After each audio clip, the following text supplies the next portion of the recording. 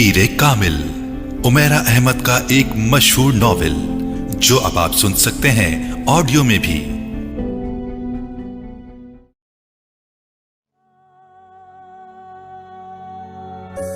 मेरी जिंदगी की सबसे बड़ी ख्वाहिश बॉल पॉइंट होठों में दबाए वो सोच में पड़ गई। फिर एक लंबा सांस लेते हुए कदरे बेबसी से मुस्कुराई। बहुत मुश्किल है इस सवाल का जवाब देना। क्यों मुश्किल है? जवेरिया ने उससे पूछा। क्योंकि मेरी बहुत सारी ख्वाहिशात हैं और हर ख्वाहिश मेरे लिए बहुत अहम है, उसने सर झटकते हुए कहा। वो दोनों ऑडिटोरियम के अकबी हिस्से में दीवार के साथ जमीन पर टेक लगाए बैठी थीं। एफएससी क्लासेस में आज उनका 8वां दिन था और उस वक्त वो दोनों फ्री पीरियड में ऑडिटोरियम के अकबी हिस्से में आकर बैठ गई थीं। नमकीन मूंगफली के दानों को एक एक करके खाते हुए जवेरिया ने उससे पूछा, तुम्हारी जिंदगी की सबसे बड़ी ख्वाहिश क्या है इमामा? इमामा ने कदरे हैरानी से उसे देखा और सोच में पड़ गई। पहले तुम बताओ, तुम्हारी जिंदगी की सबसे बड़ी ख्वाहिश क्या है? इमामा ने जवाब देने के बजाय उल्टा सवाल कर दिया। पहले मैंने पूछा है, तुम्हें पहले जवाब देना चाहिए। जवेरिया ने गर्दन हिलाई। अच्छा ठीक है, मुझे और सोचने दो। इमामा ने फौरन हार मानते हुए कहा, मेरी जिंदगी की सबसे बड़ी ख्वाहिश, वो बड़बड़ाई। एक ख्वाहिश तो यह है कि मेरी जिंदगी बहुत लंबी हो, उसने कहा। क्यों? जवेरिया हंसी। बस 50-60 साल की जिंदगी मुझे बड़ी छोटी लगती है। कम से कम 100 साल तो मिलने चाहिए इंसान को दुनिया में, और फिर मैं इतना सब कुछ करना चाहती हूँ। अगर जल्दी मर जाऊंगी तो फिर मेरी जिंदगी की सारी ख्वाहिशात अधूरी रह जाएंगी। उसने मूंगफली का एक दाना मुंह में डालते हुए कहा। अच्छा और? जवेरिया ने कहा। और ये कि मैं मुल्क की सबसे बड़ी डॉक्टर बनना चाहती हूँ, सबसे अच्छी आई स्पेशलिस्ट। मैं चाहती हूँ कि जब पाकिस्तान में आई सर्जरी की तारीख लिखी जाए तो उसमें मेरा नाम टॉप ऑफ द लिस्ट हो। उसने मुस्कुराते हुए आसमान को देखा। अच्छा, और अगर कभी तुम डॉक्टर ना बन सकी तो? जवेरिया ने कहा। आखिर ये मेरिट और किस्मत की बात है, ऐसा मुमकिन ही नहीं है। मैं इतनी मेहनत कर रही हूँ कि मेरिट पर हर सूरत आऊंगी। फिर मेरे वालिदैन के पास इतना पैसा है कि मैं अगर यहाँ किसी मेडिकल कॉलेज में ना जा सकी तो वो मुझे बैरून मुल्क भिजवा देंगे। फिर भी अगर कभी ऐसा हो कि तुम डॉक्टर ना बन सको तो? हो ही नहीं सकता। ये मेरी जिंदगी की सबसे बड़ी ख्वाहिश है और मैं इस प्रोफेशन के लिए सब कुछ छोड़ सकती हूँ। ये मेरा ख्वाब है और ख्वाबों का भला कैसे छोड़ा जा सकता है? इम्पॉसिबल। इमामा ने कतई अंदाज में सर हिलाते हुए हथेली पर रखे दानों में से एक और दाना मुंह में डाला।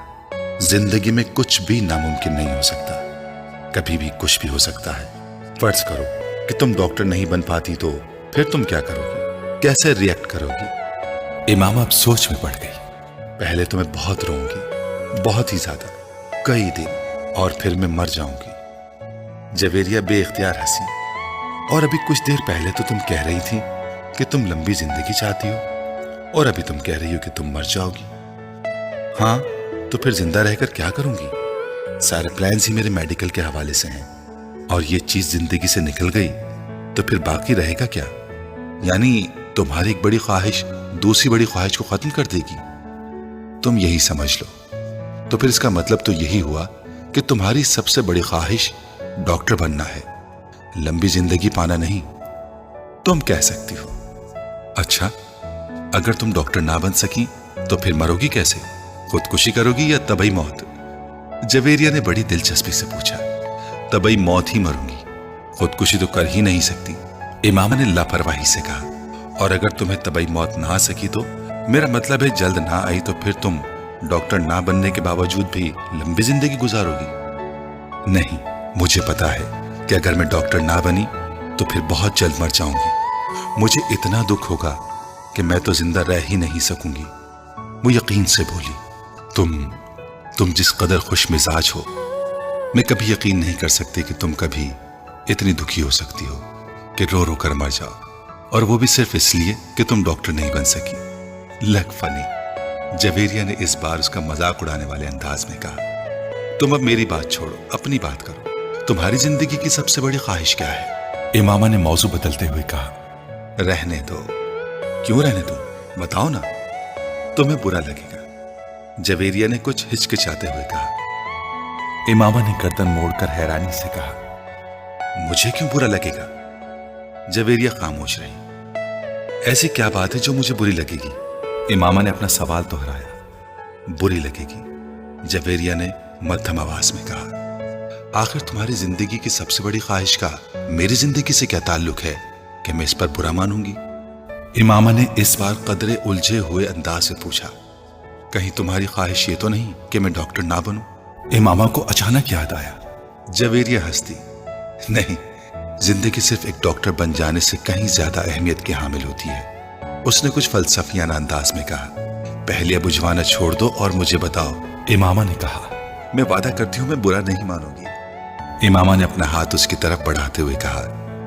وعدہ کرنے کے باوجود تم میری بات سننے پر بری طرح ناراض ہوگی۔ بہتر ہے ہم کچھ اور بات کریں، جویریہ نے کہا۔ اچھا، میں اندازہ لگاتی ہوں تمہاری اس خواہش کا تعلق میرے لیے کسی بہت عام چیز سے ہے، رائٹ؟ امامہ نے کچھ سوچتے ہوئے کہا۔ جویریہ نے سر ہلایا۔ اب سوال یہ پیدا ہوتا ہے کہ میرے لیے کون سی چیز اتنی اہم ہو سکتی ہے کہ میں وہ بات کرتے کرتے رک گئی۔ مگر جب تک میں تمہاری خواہش کی نوعیت جان نہیں لیتی میں کچھ بھی اندازہ نہیں کر سکتی۔ بتا دو جویریہ، پلیز۔ اب تو مجھے بہت ہی زیادہ تجسس ہو رہا ہے، اس نے منت کی۔ وہ کچھ دیر سوچتی رہی۔ امامہ غور سے اس کا چہرہ دیکھتی رہی۔ کچھ دیر کی خاموشی کے بعد جویریہ نے سر اٹھا کر امامہ کو دیکھا۔ میرے پروفیشن کے علاوہ میری زندگی میں فی الحال جن چیزوں کی اہمیت ہے وہ صرف ایک ہی ہے، اور اگر تم اس کے حوالے سے کچھ کہنا چاہتی ہو تو کہو، میں برا نہیں مانوں گی، امامہ نے سنجیدگی سے کہا۔ جویریہ نے قدرے چونک کر اسے دیکھا۔ وہ اپنے ہاتھ میں موجود ایک انگوٹھی کو دیکھ رہی تھی۔ جویریہ مسکرائی۔ میری زندگی کی سب سے بڑی خواہش یہ ہے کہ تم، جویریہ نے اسے اپنی خواہش بتائی۔ امامہ کا چہرہ ایک دم سفید پڑ گیا۔ وہ شوق تھی یا حیرت زدہ، جویریہ اندازہ نہیں کر سکی، مگر اس کے چہرے کے تاثرات یہ ضرور بتا رہے تھے کہ جویریہ کے منہ سے نکلنے والے جملے اس کے ہر اندازے کے برعکس تھے۔ میں نے تم سے کہا تھا نا کہ تم برا مانو گی، جویریہ نے جیسے صفائی پیش کرنے کی کوشش کی، مگر امامہ کچھ کہے بغیر اسے دیکھتی رہی۔ موئز حلق کے بل چلاتا ہوا درد سے دوہرا ہو گیا۔ اس کے دونوں ہاتھ اپنے پیٹ پر تھے۔ اس کے سامنے کھڑے 12 سالہ لڑکے نے اپنی پھٹی ہوئی ٹی شرٹ کی آستین سے اپنی ناک سے بہتا خون صاف کیا اور ہاتھ میں پکڑے ہوئے ٹینس ریکٹ کو ایک بار پھر پوری قوت سے موئز کی ٹانگ پر دے مارا۔ موئز کے حلق سے ایک بار پھر چیخ نکلی اور وہ اس بار سیدھا ہو گیا۔ کچھ بے یقینی کے عالم میں اس نے خود سے 2 سال چھوٹے بھائی کو دیکھا جو اب بغیر کسی لحاظ اور مروت کے اسے اس ریکٹ سے پیٹ رہا تھا جو موئز کچھ دیر پہلے اسے پیٹنے کے لیے لے کر آیا تھا۔ اس ہفتے میں ان دونوں کے درمیان ہونے والا یہ تیسرا جھگڑا تھا اور تینوں بار جھگڑا شروع کرنے والا اس کا چھوٹا بھائی تھا۔ موئز اور اس کے تعلقات ہمیشہ ہی ناخوشگوار رہے تھے۔ ان کا جھگڑا بچپن سے لے کر اب سے کچھ پہلے تک صرف زبانی کلامی باتوں اور دھمکیوں تک ہی محدود رہتا تھا، مگر اب کچھ عرصے سے وہ دونوں ہاتھا پائی پر بھی اتر آتے تھے۔ آج بھی یہی ہوا تھا۔ وہ دونوں اسکول سے اکٹھے واپس آئے تھے اور گاڑی سے اترتے ہوئے اس کے چھوٹے بھائی نے بڑی درستی کے ساتھ پیچھے ڈگی سے اس وقت اپنا بیگ کھینچ کر نکالا جب موئز اپنا بیگ نکال رہا تھا۔ بیگ کھینچتے ہوئے موئز کے ہاتھ کو بری طرح رگڑ آئی۔ موئز بری طرح دل ملایا۔ تم اندھے ہو چکے ہو؟ وہ اطمینان سے اپنا بیگ اٹھائے بے نیازی سے اندر جا رہا تھا۔